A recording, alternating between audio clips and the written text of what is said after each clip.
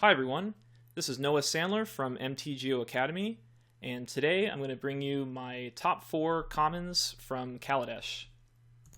These pick orders will vary based on the cards that you already have in your draft, but should give you a good guide for which are the power commons in the set and how highly you should be taking each of these cards in general. So we're going to get started with white at number 4, Propeller Pioneer. 3 and a white, a 2/1 flyer with Fabricate 1. So Fabricate is when this creature enters the battlefield, put a +1/+1 counter on it, or create a 1/1 servo artifact creature token. So this is either a 3/2 flyer or a 2/1 flyer that gives you a 1/1 artifact token. Either of those are pretty good rates, and the flexibility is really important with these cards because there are a lot of situations where you're going to want the 3/2 flyer, and a lot of situations where you'd want to get the servo. So being able to choose what fits the given situation adds a lot of value to these cards that already have good stats. So 3/2 flying for 4 is already passable, but you throw in the ability to take advantage of Counters Matters cards, pick the right size for the given situation, put an artifact creature into play that you can use for Artifact Matters cards, or flicker this card to get to choose again. So it's just a very solid common for its stats. Number 3, Aviary Mechanic. 1 and a white for a 2/2. When it enters the battlefield, you may return another permanent you control to its owner's hand. So this card's great because you can just play it on turn 2 and you've got a good 2-drop, can start attacking with it, helps you in development. It also crews vehicles, so it's great with the Renegade Freighter, the 3 mana 4/3 that gets +1/+1 and trample when it attacks. It has crew 2, so this can crew that well. And then it also does a lot of work in the late game. There's a lot of Fabricate creatures that make servo tokens. There's creatures that make Thopters, cards that draw a card when you play them. Just a lot of enter the battlefield effects, and this lets you reuse them to get a little more value out of it, as well as protecting creatures from pacifism effects late in the game. So it's a card that's good early and good late, and it's the only common 2-drop that has 2 power, which is pretty important for making a vehicle focus deck, so it's going to be a relatively high pick. At number 2, Glint Sleeve Artisan. 2 and a white, a 2/2 with Fabricate 1. So already this is just a 3/3 for 3 mana, and white has never gotten a creature like this. Usually those stats are for top common creatures, so just great stats for the cost. They block whatever 2-drop your opponent plays and can attack into a lot of 4-drops. But Artisan also has the ability to just make the 1/1 token, so you get the 2/2 and the 1/1, then you could flicker Artisan, or take advantage of having an Artifacts Matter card, or just split up your eggs into different baskets. So your opponent's removal is not quite as powerful if they are just killing a 2/2 and you get to keep a 1/1 left over. So the fact that both versions of this card are really good, and you have the flexibility to choose which one you want when you need it, makes this card really, really good. It's also the perfect size to crew a lot of vehicles, having 3 power that you split up. Number 1 is Revoke Privileges. 2 and a white, an aura, enchanted creature can't attack, block, or crew vehicles. So this is a 3 mana pacifism effect. It doesn't stop activated abilities, but it is nice that it makes the creature not able to crew vehicles, because that would be the obvious counter to this card. In a set with vehicles being very important, if you play this on their fatty, suddenly they can crew any vehicle that they want for the rest of the game. So that's actually a really nice ability to add to this card.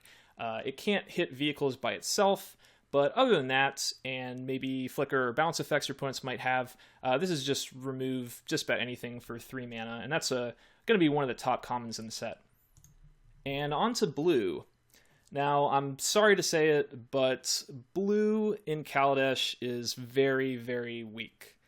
I never like it when there is a set where one color is a lot weaker than the rest of the colors. The last time we saw that was green in Battle for Zendikar, where some pros, including Owen Turnwald, suggested not just completely avoiding green, no matter what.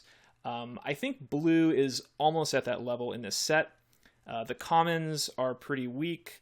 The cards in general just seem overcosted, slow, not very powerful, not very impactful.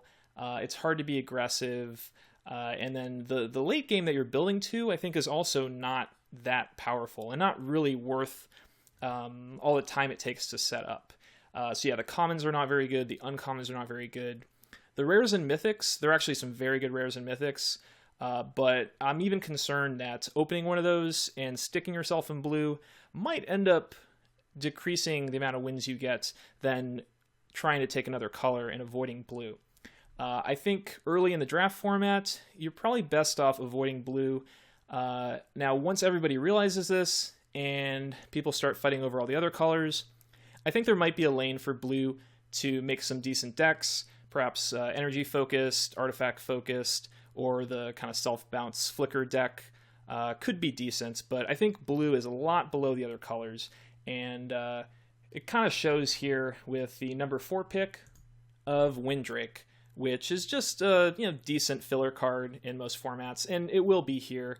It's 2 and a blue for 2/2 flying, so it's decent on offense, can give you some evasive damage at parity, trades off. I mean, it's just a decent card, but it's not what you want for your 4th best common, and it doesn't particularly do anything special for blue.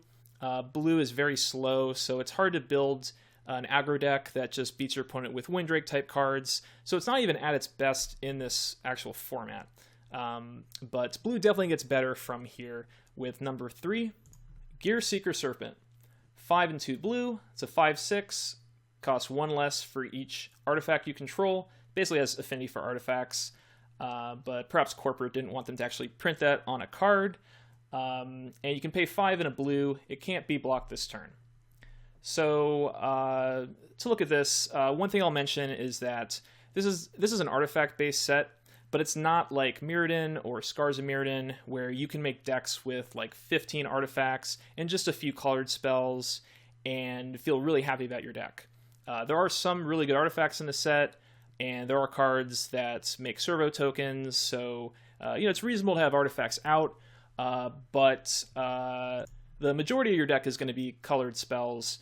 So I think it's unlikely that you're going to get Gearseeker Serpent to be completely busted, like just regularly costing 3 mana in your deck. But it doesn't need to be 3 mana to be really good. As long as it's 5 or 6 mana, 5/6 for 5 is very good stats, especially for blue. And then the ability, 6 mana to make it not block this turn, it can't be blocked this turn. That gives you a way to win in super late game. It's a lot of an investment. You don't just play this on turn 5 and then every turn just unblockable it, because your opponent can probably find a way around that. Or if they have removal or bounce, you're investing a lot of mana into it. But typically you can just attack with your 5/6, not use the ability, and maybe once they're down to 10 or less life, and they have a few cards left in their hand and you have control of the board, then you can start using this ability, and it's really hard to stop. So it'll definitely finish games, and that's something that blue really needs in this set. I think it's lacking in general in that area, and this card does it. At number 2, we have Malfunction. 3 and a blue, an aura, enchant artifact or creature. When it enters the battlefield, tap enchanted permanent. Enchanted permanent doesn't untap during its controller's untap step. So this is like a claustrophobia effect or sleep paralysis, but it can also hit artifacts, and that's important because it hits vehicles. And one thing about blue, it's a pretty slow color. You're going to be grinding games out, and one way to beat that is if your opponent plays a large vehicle, suddenly you have to deal with that. And this gives you a way to do that, and I think it's really important. If the game goes long, eventually your opponent's large vehicle will just keep swinging, and so having a way to just stop that, or stop another large creature, is going to be very important for blue, as it slows games down. So I think this is going to be better than cards like Sleep Paralysis or in Eldritch Moon Shadows. It can be removed by enchantment removal or bounce or flicker effects, but you got to take what you can when you're blue in this set. At number 1, we have Ether Theorist. 1 and a blue, a 1/3. When it enters the battlefield, you get 3 energy. You can tap, pay 1 energy to scry 1. So I think it'd be most helpful to compare this card to Sigiled Starfish, 0/3. The Starfish was one of the best commons in Journey to Nyx, it really changes the game. It can sit out and block early creatures, prevent some bits of damage, but every turn you scry one, and over the course of the game, that just gives you such better card selection than your opponent that you will just always have the answers you need. You'll find threats, you'll put lands on the bottom once you don't need them, and it's just such a powerful effect to have over a long game. So the Theorist has one extra power, which is nice because if your opponent's attacking with a bunch of servos, you actually deal some damage. And it gives you 3 energy when it comes out, but you have to spend an energy every time to scry. So by itself, you get to scry 3 times, and if that's all it did, it would be very good. But you can use energy from other sources to use for it, and the more that you're scrying, the more likely that you'll find other sources of energy. So this can probably just keep scrying for the rest of any game. And if you have flicker effects or self-bounce, this is a good way to get 3 extra energy, and you can just use the energy you get from it for other effects whenever you want. So yeah, just a very strong card, and going to be really important for blue decks to give its good card selection throughout the game, and also a good resource for energy.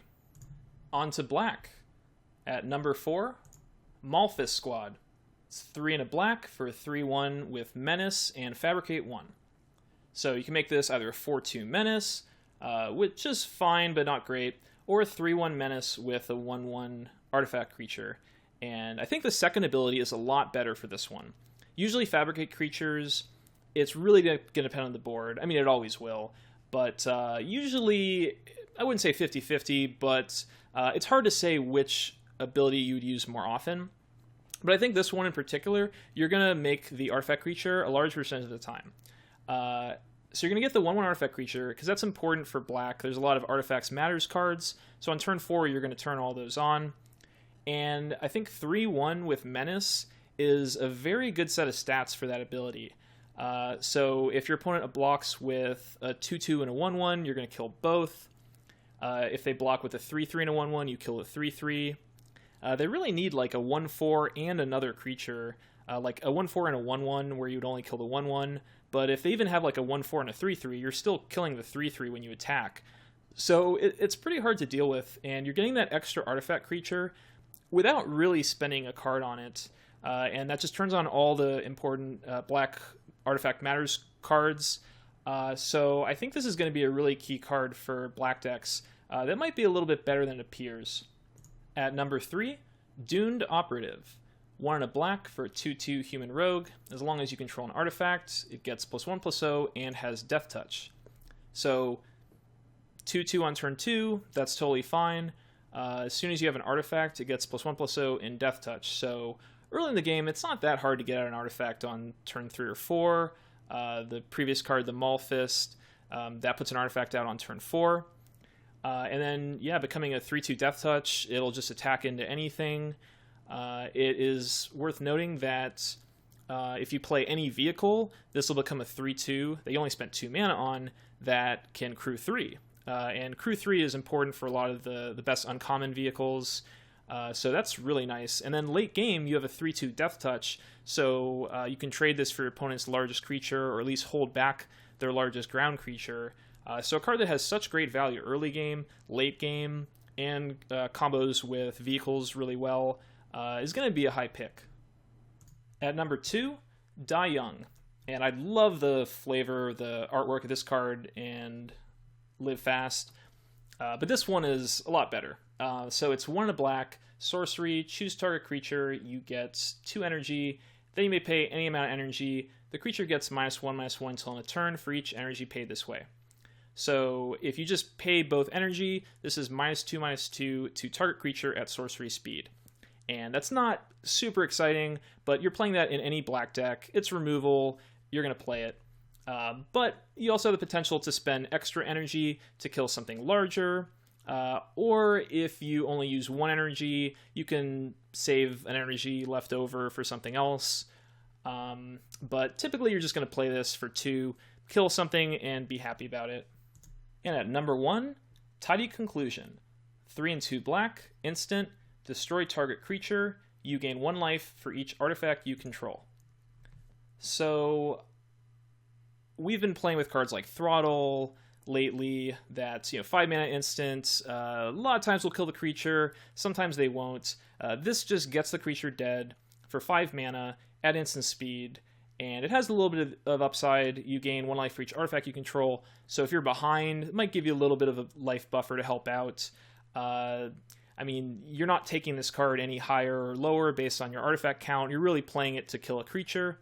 But I think it's especially good in this format because being able to kill any creature, because there's some really large creatures, and to do it at instant speed means that you can hit a crewed vehicle, and that's really important. So if your opponent has their Eridara Express and is smashing with an 8/6 Menace that they just crewed their whole board in order to attack with, you get to kill it, gain some life, and it's a huge tempo advantage.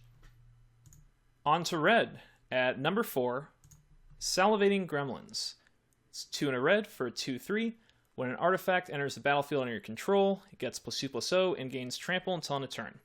So this card reminds me a lot of Brazen Wolves, which is one of the top commons from Eldritch Moon. It's a 2/3 for 3, so it blocks as a 2/3 for 3, which is okay. But then when it attacks, it could attack for 4 damage. As long as you play 1 artifact, attacking as a 4/3 Trampler means that it can't just be chumped by servo tokens. And it also has the potential, if you play multiple artifacts, a lot of that's going to come from playing Fabricate and making 2 servo tokens. You can make this a 6/3 Trampler, or potentially bigger, but probably going to cap out at 6/3. So it even has some more upside. So this is a card that definitely is dependent on the number of artifacts and Fabricate effects you have in your deck. Because if you can't reliably play an artifact on turn 4 or 5 after playing this, then it's just not that good and it might not make the cut. But just playing 1 artifact and attacking with a 4/3 Trampler, the first time you do that, your opponent is going to need to trade with it because they don't know if maybe you have like 3 more artifacts in your hand, and this might end up being a huge threat. So they probably can't just take the damage. Even if you only have 1 artifact, they probably have to trade with it.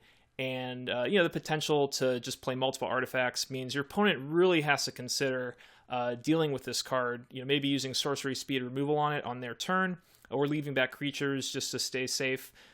So I think you're not actually going to need to play 3 artifacts in a row to make this a Brazen Wolves. I think your opponent is going to recognize it as a threat and find some way to deal with it before you actually have to play the 3rd artifact. But that's giving you great value for a red creature. And then if you don't have an artifact that turn, you could just use it to crew a vehicle.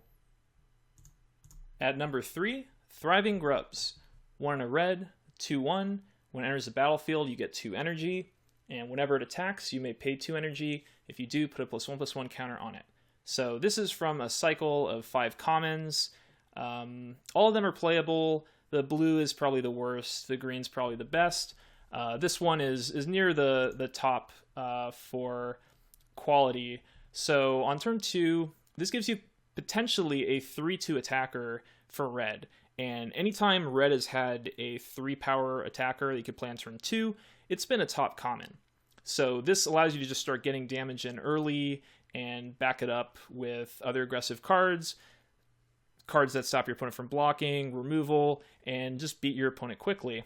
And then if you do get it to 3 power, that's the key power point, I think, for vehicles. So you can crew some of the better vehicles that are crew 2 or crew 3. And that's just assuming that you use the energy to pump it up. You could also use energy from other sources to keep pumping it up, though this one it's less likely because it just starts at such low power and toughness that you probably don't want to dump a ton of energy into it. But you could also just play it as a 2/1 and get the 2 energy and use that energy for something else. So it gives you some flexibility there. So even in the late game, it just gives you a little bit of energy and you can use it to crew vehicles or chump with it. So very flexible, very good aggressive card. So it's going to be a high pick for red. Number 2, Chandra's Pyrohelix. 1 and a red, instant. It deals 2 damage divided as you choose among 1 or 2 target creatures and or players. So this is a shock that can split its damage for 2 mana. And it is instant speed. And it can go face. So if your opponent's at 2, they lose. And a lot of times you're just going to kill a 2 toughness creature. It's good.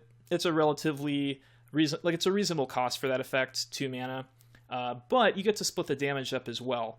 And with servo tokens everywhere, it's going to be pretty easy to hit two things. Even if it's just two servo tokens, you're going to have a lot of flexibility with this card, and it's just a good rate for it.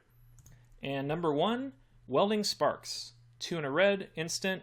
It deals 3 damage to target creature, where X is equal... Did I say 3 damage? It deals X damage to target creature, where X is 3 plus the number of artifacts you control. So this starts at 3 damage to target creature for 3 mana at instant speed, and that's already going to be one of the best commons in any set. It doesn't hit players, but that's usually not the draw of these types of cards. You want to use it to kill a creature, and for every artifact you have, this goes up to 4, 5, and so you can actually take out some really large creatures with it. You're going to be first picking this card out of a lot of packs, whether you have artifacts or not. But if you have a lot of artifacts, it does really push the card up higher because it's going to kill just about anything for 3 mana, and that's like murder. So that's one of the best uncommons from a set. So this card is really powerful for common. And yeah, looking at the red commons, getting 2 very solid burn spells and some good creatures, red looks to be in a really good place in the set. Moving on to green. At number 4, Kujar Seed Sculptor. 1 and a green, 1/2. When it enters the battlefield, put a +1/+1 counter on target creature you control. So if you target itself, this is a 2/3 for 2 mana. And only 1 green. They've made Elvish Warrior, it was 2 green for 2/3 before, or Nissa's Chosen, same cost. So this is some power creep here. And that's just amazing for the early game. So it blocks really well, attacks through just about anything that early. But it's even better than that. It has a +1/+1 counter on it, which is good for certain +1/+1 counters cards in green.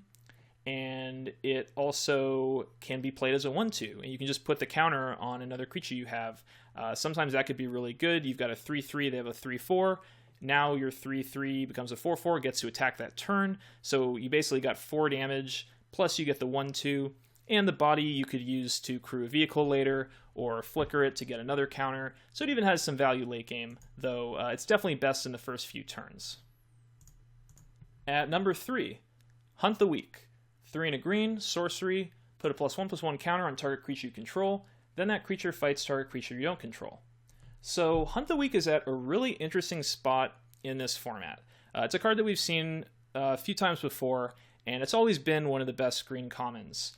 So it's a removal spell that also makes one of your creatures bigger, and that's great. Green usually doesn't get great removal. And the weaknesses of the card are that it's sorcery speed, and if they remove your creature in response, then the card will fizzle. Also, since it's a fight card, if your opponent pumps their creature in response, or if they just have a really big creature and you don't have any big creatures, then you can't use it to kill their creature. Now, in this format, it's interesting because there are some really nice benefits to it here, and there are some real big negatives to it. So the benefits are that green actually has really big creatures. So it's very rare that you're not going to have a big enough creature to cast Hunt the Weak on to kill your opponent's creature. Starting from 2 all the way to 5, green has large creatures at every cost, at common, uncommon, and so Hunt the Weak is going to, you're going to have the biggest creature a large percent of the time, especially with the +1/+1 counter. Also, there are +1/+1 counter matters cards, so this becomes a synergy card in addition to just being a removal spell. But there are also some real downsides. One is there's more instant speed removal in this set than there has been lately. So if your opponent has mana up, it's definitely more risky to go for Hunt the Weak. And I would want to be cautious and try to go for it when your opponent's tapped out. The other thing is that since it's sorcery speed removal, you can't hit vehicles. So your opponent has a large vehicle. You can use this to kill one of their smaller creatures, maybe stop them from crewing, but it's just not going to hit some of the largest creatures in the format. But overall, it's still going to be a high pick. At number 2, Thriving Rhino. 2 and a green, 2/3. When it enters the battlefield, you get 2 energy. When it attacks, you may pay 2 energy. If you do, put a +1/+1 counter on it. So by itself, you play it on turn 3, you attack turn 4, you pay 2 energy. It's a 3/4 attacker. And normally a 3/3 for 3 is great. This is a 3/4, so even bigger. So that's just amazing stats. And it also gets the +1/+1 counter synergy with some other green cards. You can keep dumping energy into it to then make it a 4/5 and just keep getting it bigger. And there will definitely be green decks that will get lots of free energy here and there. Or you could use the energy for something else, so you just leave it as a 2/3. And then, once it pumps once, 3 power, great for crewing vehicles. An amazing card as a 3-drop, and is definitely the best in the Thriving cycle. Green is already looking really good, and haven't even gotten to the number 1 card yet, which is Pima Outrider. 2 and 2 green, 3/3 trample, and fabricate 1. So this is a 4/4 trample for 4 mana at common. That's just amazing. With upside, so +1/+1 matters cards. And you could also make it a 3/3 trample with a 1/1 artifact token. And I think the 4/4 trampler is probably the better option, but either of those options would be a top common. And to be able to choose between them just makes this card like over the top awesome, and definitely one of the best commons in the set. And when you look at it, the green commons, green looks really, really solid in this set. Just great creatures at all spots in the curve, has a removal spell. I think green is going to be one of the best colors in this set, just looking at the commons right now. So that does it for the colored cards. Based on the commons, looks like green's probably the best. Red also looks very good. Black is solid. White is solid. And blue is pretty weak. So let's get on to the common artifacts at number 4. Eridara Express. It's 5 mana for an 8/6 vehicle with Menace and Crew 4. So this card is definitely on the borderline of being, so powerful that it's worth it, or being too much of an investment that you just can't afford to put in your deck. And I'm gonna lean towards it's worth it at least a good amount of the time, and that it can be very powerful. So one thing is, you don't want to be picking it too highly, because with vehicles, I think if you run 2 vehicles in just about any deck, you're going to be safe. I think that's a solid amount. And then some decks are going to be better suited to using vehicles, and those decks you could run 3, and 4 is where I'd probably cap it off. No matter how good my vehicles are, I don't think I'd want to run a 5th vehicle. You're just asking to get problems with drawing too many vehicles, not getting the right crew for them, or your deck just doesn't have slots for removal spells and other spells that you might need. So keep that in mind if you're going to take a vehicle early, that you are using up some of the slots in your deck for vehicles. So first, picking a vehicle in your very first pack, you're taking a colorless card, which is good, you're staying open, but you're also taking one of your vehicle slots. So I think it's going to be not quite as good to be taking vehicles very high early, but once you get to pack 3, if you don't have vehicles, then just slam whichever ones that you see. So for Eridara Express, 8/6 Menace means that it can't be chumped by servo tokens, so your opponent is going to have to deal with it with either a removal spell or trading a lot of their board for this card. Maybe they can chump with 2 servo tokens for 1 turn, but they're going to run out of chumps because they got to throw 2 things in front every time.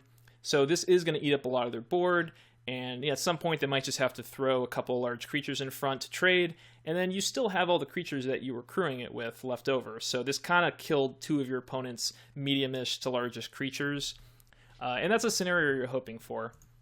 When you play this on turn 5, especially if you're a creature-heavy or more aggressive deck, you should be able to crew 4. You just need to play a creature on turns 2, 3, or 4. You need to play on 2 of those turns. Maybe your opponent removes one of your creatures, then on turn 6 you could play one and attack with the Express. But if you have those creatures in play by turn 5, then you'll be able to block with the Express. And so that reduces some of the downside of spending 5 mana on a card that otherwise wouldn't do anything to affect the board. And then on your turn, you can crew it. You've got mana up, so you can play something else, deal with stuff, And for the rest of the game, you just crack in for 8 damage, and your opponent has to do something about it. If they bounce it, or destroy it, or tap it when you crew it, that can be pretty punishing. You'll definitely lose some games because you just invested your board, you spent 5 mana, you tapped all your creatures, you attacked with it, they killed it, and now you're dead. So that will happen sometimes. That said, it is really, really powerful, and I think it's worth the cost. So, if it's going to be one of your 2 vehicles, I think that Express is going to be a decent one, but I don't think you should be taking it too highly because it's going to take up your vehicle slots. So it's something you maybe want to pick up later in packs, or in pack 3, maybe you could take it more highly. Now at number 3, really interesting card, Self-Assembler, 5 mana for a 4/4 artifact creature that's an assembly worker. When it enters the battlefield, you may search a library for an assembly worker card, reveal it, put it in your hand, and then shuffle your library. So basically you just find another copy of Self-Assembler. So it's a 4/4 for 5 that when you play it, you draw a card, and that card is a 4/4 for 5, which if you play it, you draw a card, and that card is a 4/4 for 5, and so on. Now, at that stage of the game, drawing a 4/4 for 5 is better than drawing a random card, because you already have 5 lands out, so that's going to be a one of the better draws in your deck, especially if that one draws another 4/4 for 5. Now, at a certain point, there's diminishing returns for a few reasons. I guess 3 reasons. One, you only need so many 4/4s for 5 before you probably win the game. So, do you really need to get 5 of them? Probably not. Another is that you're going to have to use up slots in your deck for 5-drops. And typically, you only want to run about 3 5-drops in your deck. So if you're running 4 or 5 of these, your curve is just going to be clunkier than you'd like. So you only pretty much have room for about 3 of these anyway. And then if you wanted another 5-drop too, then you're already kind of going, your curve is just a little too high. And the third reason is that you do have to draft this card, and you're going to have to draft 4 of them to actually get 4, so you're spending a lot of picks on one particular type of effect that's probably powerful enough just given 3. But if you have 3, yeah, 4th is good. It just makes it more likely you're going to have it on turn 5 and can get the chain going. So here's the really interesting thing about this card for draft. It can be very, very powerful if you have 2 or 3. But this is a colorless card. They've made cards like this in the past, and they've been colored cards. Avarax, Aurochs Herd, that search up copies of itself, Squadron Hawk. So this effect is not new. And the cards, can be strong if you get a few of them. And the ones like Aurochs Herd and Avarax, you only really need 2, and same for Self-Assembler. But Self-Assembler is colorless, meaning that every single person at the draft table could take this card and think, oh, I'm going to be the Self-Assembler drafter. And that means that this card is never going to go late in draft. Because the second there's someone who doesn't have a good card in their color, they're just going to take the Self-Assembler, thinking, oh, I could be the Self-Assembler deck. With Avarax, a red card that's similar, only red drafters could even consider taking it. But Self-Assembler, every single person at the table will consider taking it. And it is a very powerful card if you get it to work. So there's just incentive for everyone at the table to just take Self-Assemblers. Not necessarily just slamming them first pick, but it's just going to be so hard to see this card past 4th pick. Because anyone can take it, and if they already have one, they're certainly taking it. And if you have one of these, you can't expect to table it. It's just never going to happen. There's going to be someone at the table who's going to think, oh, I'll be the Self-Assembler deck. And that's even assuming that people are correctly drafting it. There might be people who incorrectly are taking it too highly, thinking, oh, I'll just first pick and I'll just take all the Self-Assemblers. So there's just so much working against you actually being able to get enough of these. I don't know the math, how many are actually going to be open in a draft, but you have to be lucky enough just to have enough open in the draft, but also that they're going to be right in your area, because you're not going to see these cards 5th or 6th pick. That's my guess. I mean, maybe people don't realize they're good at the start, but anyone can take this card, so you're never going to see it wheel. You're not going to end up with like 3 or 4 easily, and you're probably going to have to actually spend really high picks on them.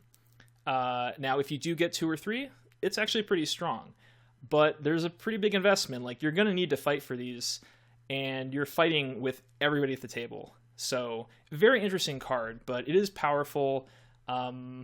Yeah, I don't know exactly how high to be taking them, but it's going to be interesting. At number 2, Prophetic Prism. 2 mana artifact. When it enters the battlefield, draw a card. You can pay 1 mana, tap it to add 1 mana of any color to your mana pool. So this card is really nice. It is fixing that you can get in any color. It replaces itself, and it's fixing for the rest of the game. So unlike a card like Terrarion, where you get one little burst of fixing, you get whatever mana you want every turn for the rest of the game. And it's an artifact, so for blue decks with Gearseeker Serpent that want to excel it out, this is great. For black decks that need to have an artifact in play to turn on their Artifact Matters cards, this is great. And for a green, 3, 4, 5 color green deck, there's some other good fixing in green. This is going to be a really good card as well. And it's solid enough that even early in the draft, even if you don't have some bomb that you need to splash, it's probably worth picking up just in case if you do. And at number 1, Renegade Freighter. 3 mana, 4/3 vehicle. When it attacks, it gets +1/+1 against trample until end of turn, and it accrues for 2. So this is my pick for possibly the best common in the set. And originally I said that this would be, pick 1, pack 1, the best common to first pick out of this set. And that might be true. I'm not entirely sure about that. The reason why I'm not sure is that you do have a limited number of vehicles that you can play in your deck. So if you first pick this, you only have 1 more vehicle throughout the draft before you're starting to kind of push how many vehicles that you can play. But I think you're always going to play 1 freighter. You're always going to play 2 freighters if those are your only vehicles, I think, in any deck. Even if you're just controlling whatever. So let's just look at the card. You have turn 3, let's say turn 2 you play a 2/2. Turn 3 you play freighter. Turn 4 you crew it, attack for 5/4 trampler. You have all your mana up for tricks. You can just play something else that turn. So that is just so much damage so quickly from a colorless card. So any deck can be playing this card. Let's say you missed your 2-drop. You can still play freighter turn 3. Turn 4, play any creature. Crew the freighter, attack for 5/4 trampler. That's just so much damage early in the game, and it's just really easy to use. You just need 2 power. So just about any creature you're putting in your deck is going to crew this. It does get a little bit weaker if you're behind, because it blocks just as a 4/3, but that's still fine. It'll still trade with some decent creatures.